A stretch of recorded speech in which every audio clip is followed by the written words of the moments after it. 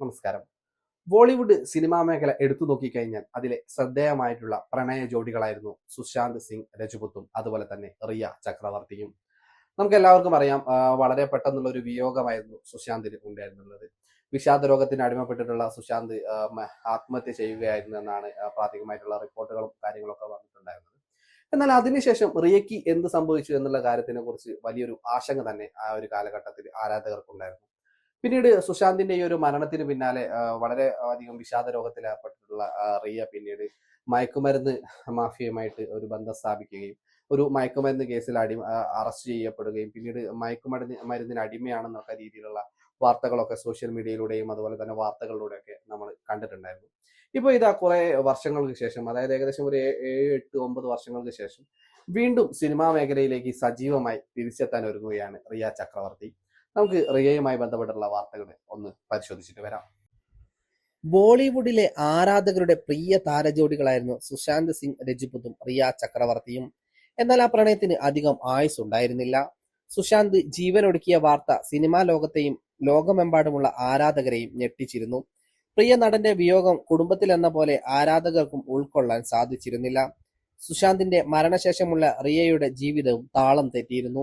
മയക്കുമരുന്ന് കേസിൽ അറസ്റ്റിലായിരുന്ന നടി പിന്നീട് പല മാനസിക സംഘർഷങ്ങളിലൂടെയാണ് കടന്നുപോയത്. എന്നാൽ 7 വർഷങ്ങൾക്ക് ശേഷം നെറ്റ്ഫ്ലിക്സ് വെബ് സീരീസായ ഫാമിലി ബിസിനസ്സിലൂടെ അഭിനയ രംഗത്തേക്ക് തിരിച്ചെത്താൻ ഒരുങ്ങുകയാണ് ഇപ്പോൾ റിയ. ഹൻസാൽ മേത്തയാണ് സീരീസിന്റെ നിർമ്മാതാവ്.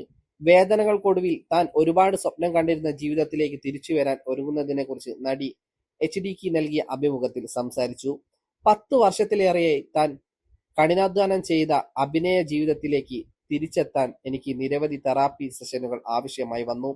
എനിക്ക് അഭിനയ അവസരങ്ങൾ ലഭിച്ചിരുന്നില്ല. സുശാന്തിന്റെ മരണശേഷം താൻ അനുഭവിച്ച വേദനകളെക്കുറിച്ച് റിയ ഓർമ്മിച്ചു.